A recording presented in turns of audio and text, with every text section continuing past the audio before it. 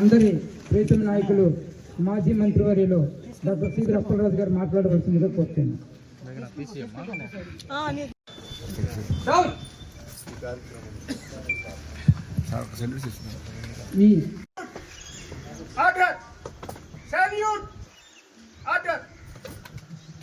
స్వాతంత్ర దినోత్సవ వేడుకలకి ఇచ్చేసినటువంటి మన మాజీ మంత్రివర్యులు డాక్టర్ సి అప్పలరాజు ఉన్న పార్టీ నాయకులందరూ కూడా ధన్యవాదాలు తెలియజేస్తున్నా. అందరికీ 80వ స్వాతంత్ర మన రాష్ట్ర జిల్లా మన నియోజకవర్గ పౌరులందరికీ ఈ ప్రత్యేక సందర్భాన్ని హృదయపూర్వకమైనటువంటి శుభాకాంక్షలు తెలియజేస్తున్నాం. స్వాతంత్ర్య దినోత్సవం అంటే మనందరికీ కూడా పూర్తి అవగాహన ఉంది. భారతదేశాన్ని బ్రిటిష్ దాస్య శృంఖలాల నుంచి విడిపించి స్వాతంత్ర దేశంగా ఈ పర్టికులర్ తేదీన భారతదేశం స్వాతంత్ర దేశంగా ఆవిర్భవించడం, ఇది ఈ సంవత్సరం నేను అబ్జర్వ్ చేసినటువంటి మాటల్ని నేను మాట్లాడదలుచుకున్నాను. మనం పరిశీలిస్తే స్వాతంత్ర స్ఫూర్తి, మన భారతదేశానికి స్వాతంత్రం రావడానికి ప్రధానమైనటువంటి కారణం అహింస, మరి అలాగనే దీక్షలు, పోరాట దీక్షలు, నిరసన దీక్షలు, నిరాహార దీక్షలు మొదలుగు అహింసాయుతమైనటువంటి పందాలు సాగినటువంటి దీక్షల వల్లనే మనకు స్వాతంత్రం వచ్చింది. మనందరి ఈ నియోజకవర్గ ప్రజలకి, మన కార్యకర్తలకి సర్వ్ చేయగలిగేటటువంటి అవకాశం ఒక్కసారి రావాలని నిజంగా మనస్ఫూర్తిగా అనిపించింది. సర్వ్ చేయగలిగేటటువంటి అవకాశం, కార్యకర్తల కష్టాన్ని రుణం తీర్చుకోగలిగేటటువంటి అవకాశం రావాలని మనస్ఫూర్తిగా అనిపించింది. నాయకుడు కూడా రాష్ట్ర ప్రజలకి ఆ స్వాతంత్రం ఇవ్వగలిగేటటువంటి అవకాశం రావాలని మనస్ఫూర్తిగా అనిపించింది. స్వాతంత్ర జీవితంలో ఇంతకంటే ఒక గొప్ప బ్లెస్సింగ్ కార్యకర్తల నుంచి, నాయకుల నుంచి, లేకపోతే నాయకుల నుంచి ఉంటుందని నేనైతే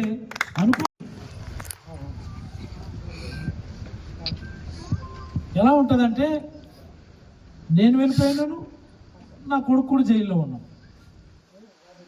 సో ఫ్యామిలీ మరి ఇంకా how they can handle, how they can cope with the situation అంటే, ఇందులోనే పార్టీ తరఫున ఖచ్చితమైనటువంటి కార్యక్రమాలు చేయాల్సినటువంటి సందర్భం. ఓ పక్క నుంచేమో పోలీసు 144 సెక్షన్ అంటారు, బయటికి వెళ్తే 4 భావిస్తున్నారు.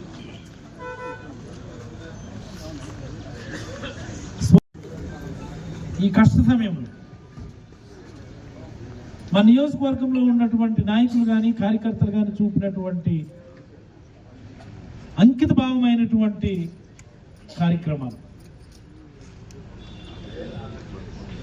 మావిడ చెప్తుండేది నాకు రోజు, ఒక టీము ఇంటి దగ్గర కంటిన్యూస్గా వస్తున్నారు.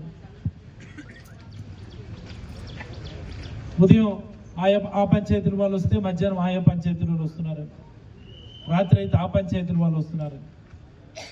ఓ పర్టికులర్ టీము ఆఫీస్ దగ్గర నిరంతరం అందుబాటులో ఉండి కార్యక్రమాలు చెక్ పెడుతున్నారు.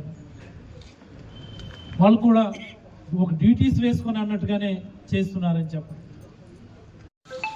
స్ఫూర్తిదాయకమైనటువంటి రోజు, కాకతాళీయమైనా సరే 80వ స్వాతంత్ర పర్టికులర్ డేకి ఒకరోజు ముందే నేను జైలు నుంచి రావటం, భారత జాతీయ పతాకాన్ని ఎగురవేసేటటువంటి అవకాశం మళ్ళీ మన నియోజకవర్గంలో ఉన్నటువంటి అన్ని స్థాయి కార్యకర్తలు, అన్ని స్థాయిలో ఉన్నటువంటి నాయకులు నాకు ఈ అవకాశం ఇవ్వటం నేనైతే గొప్ప అవకాశంగా భావిస్తున్నాను.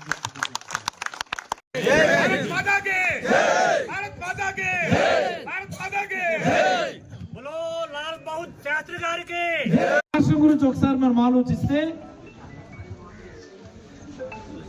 1947కు ముందు ఉన్నటువంటి పరిస్థితులు ఇప్పుడు ఏకంగా 24 తరగతి ఈ రాష్ట్రంలో వచ్చాయి. 47కు ముందు ఈ దేశంలో పరిస్థితులు ఎలా ఉండేవో అలాంటి పరిస్థితులు ఇప్పుడు ఈ 2024 తర్వాత మన రాష్ట్రంలో దాపురించాయని నేనైతే భావిస్తా ఉన్నా. ఎవ్వరు గొంతు తెరిచినా సరే, ఎవరు ప్రభుత్వానికి వ్యతిరేకంగా మాట్లాడినా సరే, ఎవరు ప్రభుత్వానికి వ్యతిరేకంగా రోడ్డు ఎక్కినా సరే వెంటనే వాళ్ళ మీద అక్రమ కేసులు బనాయించడం ఒక ఎత్తు అయితే జైల్లోకి పంపించడం, ఇది చాలా తప్పుపోకడి. ఈ అణచివేత ఏ స్థాయిలో ఉందంటే ఓ ప్రతిపక్ష నాయకుడు ఒక పరామర్శ చేస్తామంటే పర్మిషన్ ఇవ్వము అంటారు. ఓ ప్రతిపక్ష నాయకులు నిరసన కార్యక్రమం చేస్తాము అంటే పర్మిషన్ లేదు అంటారు. వేరే యాక్ట్ బలంగా చెప్పగలుగుతున్నానంటే ఇటీవల కాలంలో ఈ ప్రభుత్వ దుశ్చర్యలు, ఈ ప్రభుత్వ అక్రమాలకు అంతులేనటువంటి ఈ పరిస్థితుల్లో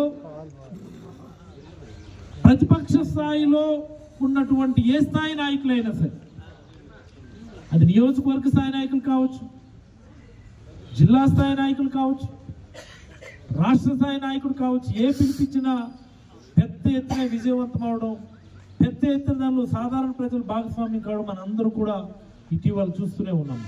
ఇది ప్రభుత్వం పైన ఉన్నటువంటి వ్యతిరేకతకి నిదర్శనమని నేనైతే భావిస్తాను. ఈరోజు ఒక మాటలో చెప్పాలి అంటే ఈ రాష్ట్రంలో ప్రభుత్వానికి వ్యతిరేకంగా పోరాడుతున్నటువంటి ప్రతి వ్యక్తి కూడా, అది వైఎస్ఆర్ కాంగ్రెస్ పార్టీ కావచ్చు, ఓ కమ్యూనిస్ట్ పార్టీ కావచ్చు, ఓ ప్రజా సంఘాలు కావచ్చు, లేకపోతే ఒక పోరాటం మరొక 2.5 ఏళ్ళు 3 ఏళ్ళు మనం కొనసాగించాల్సినటువంటి అవసరం ఉంది. ఈ 2.5 ఏళ్ళ పోరాటం ఇదేదో వైఎస్ఆర్ కాంగ్రెస్ పార్టీకి అధికారం కోసమనో, లేకపోతే ఇది జగన్మోహన్ రెడ్డి గారిని ముఖ్యమంత్రి చేయడానికో పోరాటంగా భావించకూడదని నేను తెలియజేయదలుచుకున్నాను. ఇది రాష్ట్ర ప్రజలకి స్వాతంత్రం ఇచ్చేటటువంటి పోరాటంగానే మనందరూ కూడా భావించాలని చెప్పి నేను ఈ సందర్భంగా ప్రతి ఒక్కరికి నేనైతే తెలియజేయదలుచుకున్నాను. ఆ స్వేచ్ఛ హక్కు, నిరసనకారులను అణగదొక్కేయడం అన్నటువంటిది అది తప్పు. ఎక్కడైతే అసంతృప్తి ఉంటుందో, ఎక్కడైతే అణచివేత ఉంటుందో అక్కడ ఉద్యమం నిరసన రూపంలో ఉంటుంది అని సుప్రీంకోర్టు కూడా దాన్ని సమర్థించినటువంటి సందర్భం చూశాను. మరి మన రాష్ట్రం తీసుకుంటే ఇది యువకుల్లో దాగి ఉన్నటువంటి పోరాట స్ఫూర్తికి, యువకుల్లో ప్రభుత్వాలు ఆశించినటువంటి స్థాయిలో పనిచేస్తున్నాయా లేదా అన్నటువంటి విషయాన్ని గమనించుకోవడానికి ఇటీవల కాలంలో జరిగినటువంటి యువకుల ఆధ్వర్యంలో, జనరల్గా రాజకీయ పార్టీలు అంటే ఓ ప్రోగ్రాం అంటే 10 మందికి ముందస్తుగా కబురు పెట్టుకుంటారు, 10 మంది కూర్చొని ప్లాన్ చేసుకుంటారు, దానికి తగ్గ ఏర్పాట్లని ఇంకోటని ప్రచారం అని రకరకాల మార్గాల్లో రాజకీయ పార్టీలు ఏ నిరసన కార్యక్రమం అయినా చేస్తాయి. ఓ పర్టికులర్ స్టాండర్డ్ ఆపరేటింగ్ ప్రొసీజర్ ఉంటుంది.